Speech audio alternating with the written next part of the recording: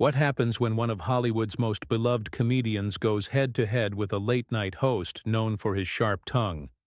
You won't believe what unfolds when Kevin Hart sits down for what was supposed to be a light-hearted interview, only to find himself in the middle of a television meltdown that has everyone talking. Before we get into this incredible story, make sure you hit that subscribe button and drop a comment below because you're not going to believe what unfolds. Last night's episode of Jimmy Kimmel Live started like any other. The studio audience was buzzing with excitement, ready to see Kevin Hart promote his latest comedy special. The diminutive comedian walked out with his signature energy, flashing that million-dollar smile and working the crowd like only he could. But beneath the surface, tension was already brewing. Hart had been making headlines recently for his outspoken views on cancel culture and the entertainment industry's treatment of comedians who push boundaries. Meanwhile, Kimmel had been facing his own controversies, with critics calling him out for past behavior and questioning his moral authority as Hollywood's self-appointed conscience. The interview began innocuously enough. Kimmel opened with his usual banter, making a few jokes about Hart's height that drew the expected laughs from the audience. Hart played along, firing back with his own quips about Kimmel's reputation and recent ratings struggles.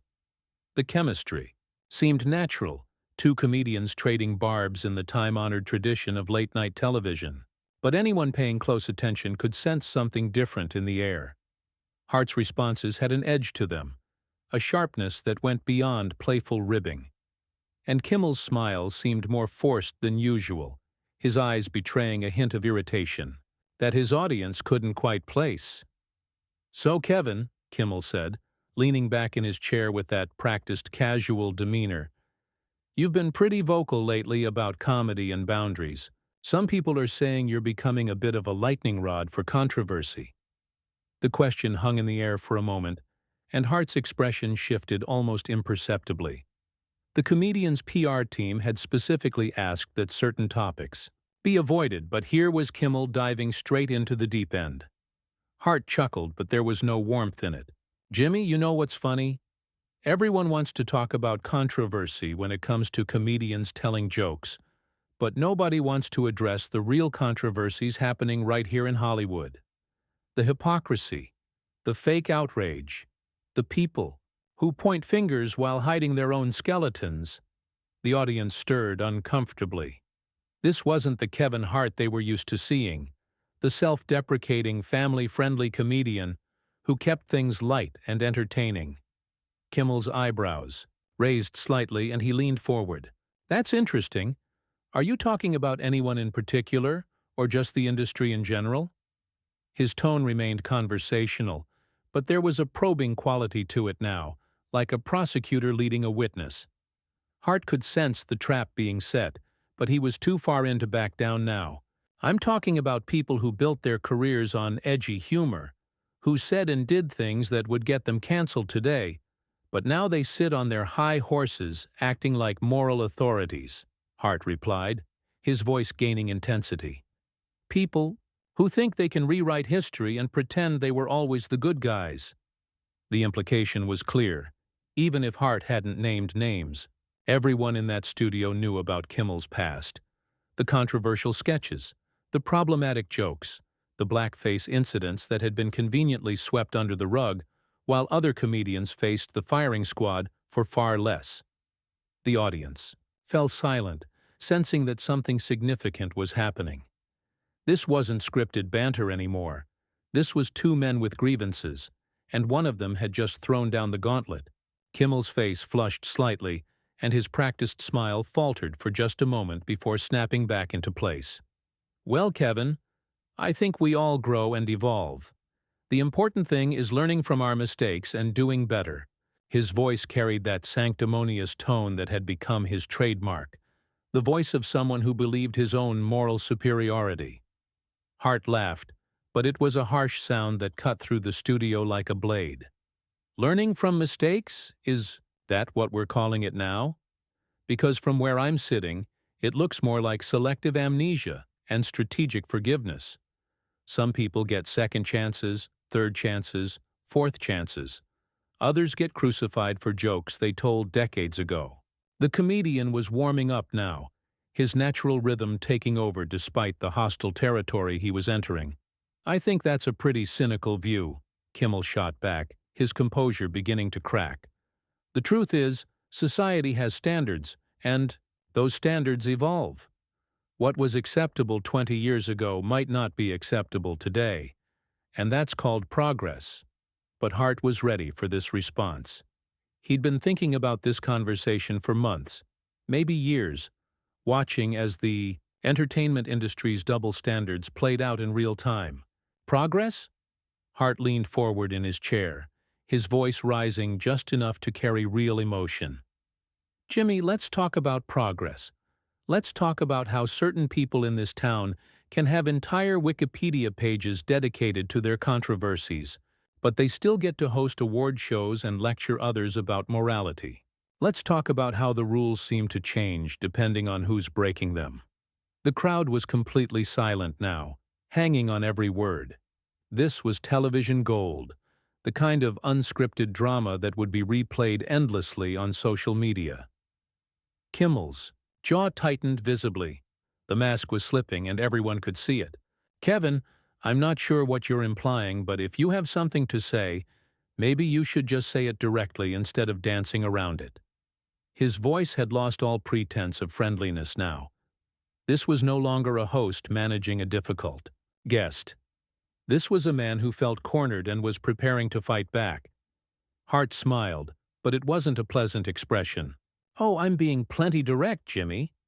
The question is whether you're ready to have an honest conversation about the elephant in the room, or if you want to keep pretending that your audience doesn't have access to Google."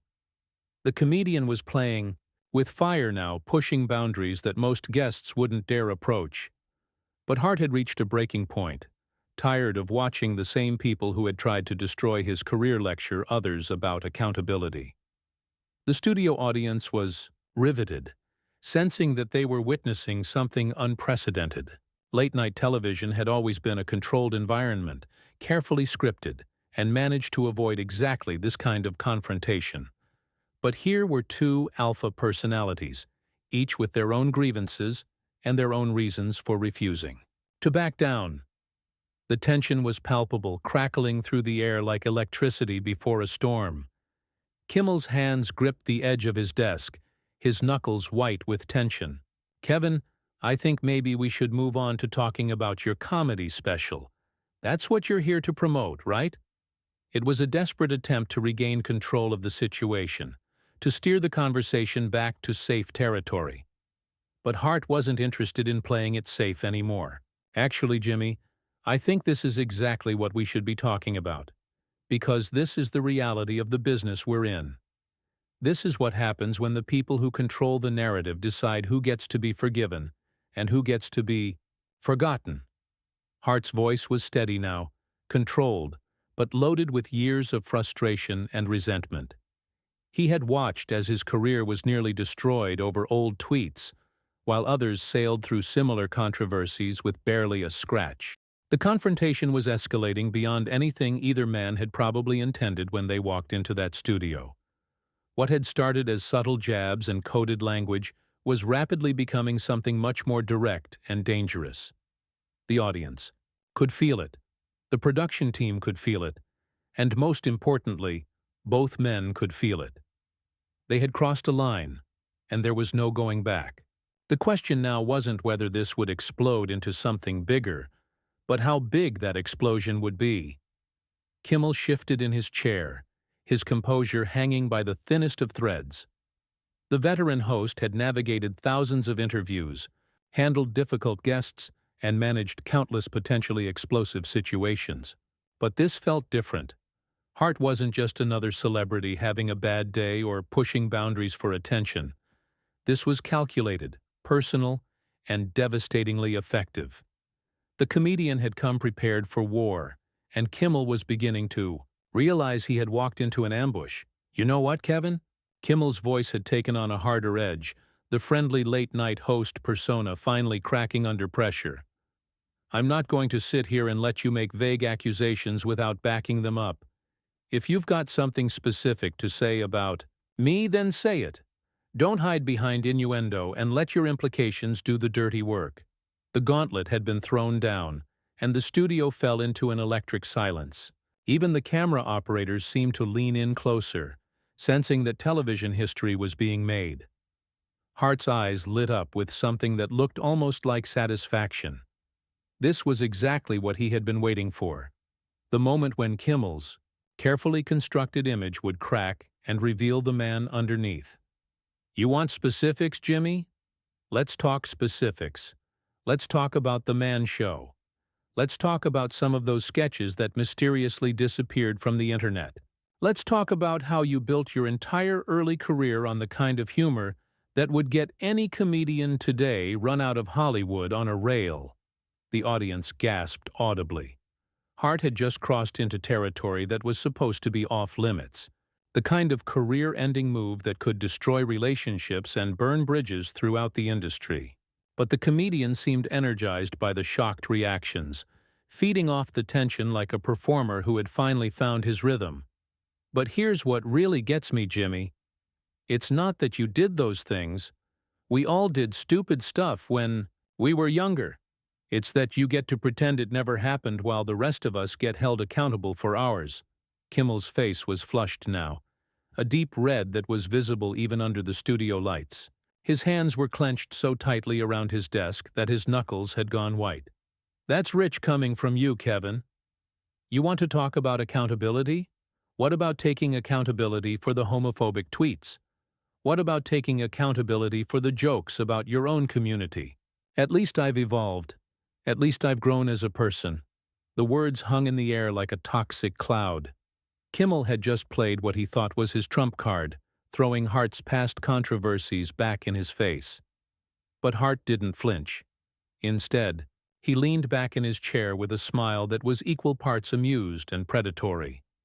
There it is. There's the Jimmy Kimmel we all know and love. When you can't defend your own actions, you attack someone else's. When you can't justify your own hypocrisy, you try to deflect by pointing fingers. I'm not deflecting anything, Kimmel shot back, his voice rising to a level that was clearly audible throughout the studio. I'm pointing out that you're not exactly in a position to be lecturing anyone about moral authority.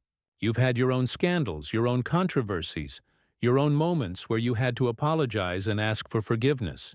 So maybe you should climb down from that high horse before you fall off and hurt yourself. Hart laughed, a sound that was sharp and cutting. See, that's where you're wrong, Jimmy. I never claimed to be perfect. I owned my mistakes, I apologized for them, and I moved on. I didn't try to rewrite history or pretend they never happened. I didn't position myself as the moral conscience of Hollywood while covering up my own dirt. That's the difference between us. I'm honest about who I am. The production team was in chaos. Producers were frantically signaling from the wings, trying to get Kimmel's attention and figure out how to salvage the situation. This was live television, and they were watching two major celebrities destroy each other in real time. The audience was completely captivated, some of them recording on their phones despite the no-recording policy. They knew they were witnessing something that would be talked about for years to come. Honest? Kimmel's voice cracked slightly on the word. You want to talk about honest? Let's be honest about why you're really here, Kevin. This isn't about accountability or hypocrisy or any of that high-minded garbage you're spouting. This is about revenge. This is about getting back at people you think wronged you when your career hit a rough patch. This is about settling scores and trying to drag other people down with you. Hart's expression darkened, and for the first time, since the confrontation began, he looked genuinely angry rather than coldly calculated. You think this is about revenge? You think this is personal? Jimmy, this is about an entire industry that's built on lies and double standards. This is about a system where certain people get infinite chances while others get destroyed for the same mistakes. This is about the fact that you can sit there and lecture me about evolution and growth, while your own past is filled with exactly the kind of content that would end anyone else's career today. And what gives you the right to be the judge of that? Kimmel demanded, his composure completely gone now. "What makes you think you get to decide who deserves forgiveness and who doesn't? You made mistakes, you got called out for them, you apologized, and you moved on. Good for you. But that doesn't give you the authority to determine everyone else's fate." Hart stood up abruptly, his chair sliding back with a screech that cut through the studio like nails on a chalkboard. The audience collectively held its breath, sensing that the confrontation was reaching a boiling point. "I don't need authority, Jimmy. I just need a platform. And you gave me one." The comedian's voice was steady now, controlled, but loaded, with an intensity that made everyone in the studio lean forward. "You want to know what gives me the right? The same thing that gave you the right to build a career on controversial humor and then reinvent yourself as Hollywood's moral compass. The same thing that gives you the right to sit behind that desk every night and pass judgment on other people's actions while your own remain conveniently forgotten. The difference is, I'm not pretending to be something I'm not." Kimmel was on his feet now, too, the pretense of a normal interview completely abandoned. "You know what, Kevin? You're right. Let's stop pretending. Let's stop playing games. You came here tonight with an agenda, and you've made your point. You've got your sound bites, you've got your viral moments, you've got whatever it is you were looking for. But don't sit there and act like you're some kind of truth teller or crusader for justice. You're just another celebrity with a grudge." The studio was electric with tension. Two of the biggest names in entertainment were facing off in a way that felt unprecedented, raw, and utterly compelling. The audience was riveted. The production team was panicking, and somewhere in the back of everyone's mind was the realization that this confrontation was going to have consequences that extended far beyond this single episode. Hart's smile returned, but it was colder now, more dangerous. "A grudge? Maybe. But at least I'm honest about it. At least I'm not hiding behind a facade of moral superiority while throwing stones from my glass house. You want to call me out for having an agenda? Fine. But don't pretend you don't have one too. Don't pretend this whole thing isn't exactly what your show thrives on: controversy, conflict, and the destruction of other people's reputations for the sake of ratings." The words hit Kimmel like physical blows, each accusation landing with devastating precision. Hart had touched on something that the host had always been sensitive about: the perception that his show fed off negativity and controversy, that his brand of humor relied on tearing others down rather than building anything up. It was a criticism that had followed him throughout his career, and hearing it articulated so clearly and publicly was clearly hitting home. "That's enough," Kimmel said, his voice shaking with barely controlled rage. "I think we're done here. I think you've said everything you came here to say, and then some. Maybe it's time for you to go." But Hart wasn't finished. The comedian had come too far to back down now, and the adrenaline of the confrontation was driving him forward like a man possessed. "Oh no, Jimmy, we're not done. Not even close." Hart's voice had taken on a dangerous quiet, the kind of calm that comes before a storm. "You want to dismiss me? You want to send me away like some unruly guest who forgot their place? That's exactly the problem. That's exactly what I'm talking about. You think you can control the narrative, control who gets to speak, and when they get to stop speaking." The audience was completely silent now, hanging on every word. Some looked uncomfortable, others fascinated, but all were utterly captivated by the spectacle unfolding before them. This wasn't entertainment anymore. This was two men laying bare years of resentment and frustration, and the raw emotion was palpable throughout the studio.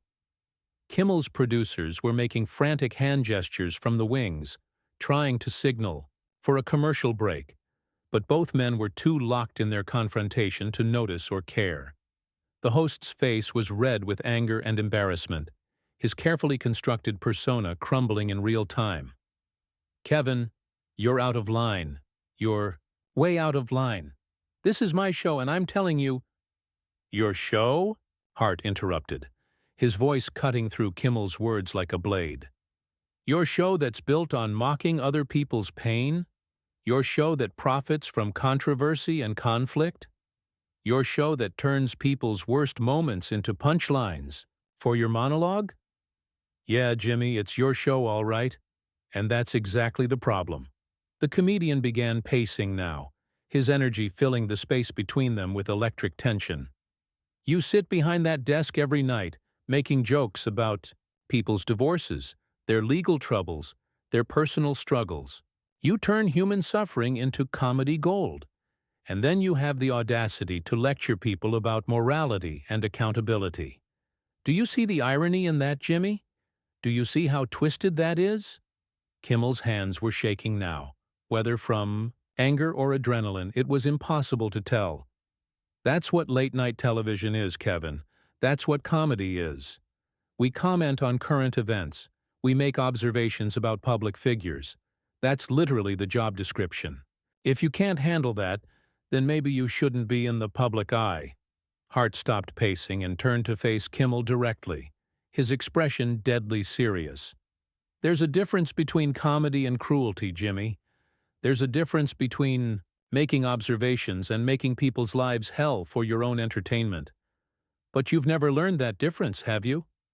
You've never understood that there are real people behind the headlines you mock. Don't you dare lecture me about understanding people, Kimmel shot back, his voice rising to a near shout. I've been doing this for 20 years. I've interviewed thousands of people. I've helped launch careers. I've supported causes. I've made people laugh when they needed it most. Don't you dare reduce everything I've done to some kind of cruelty. Hart's laugh was sharp and bitter. Helped?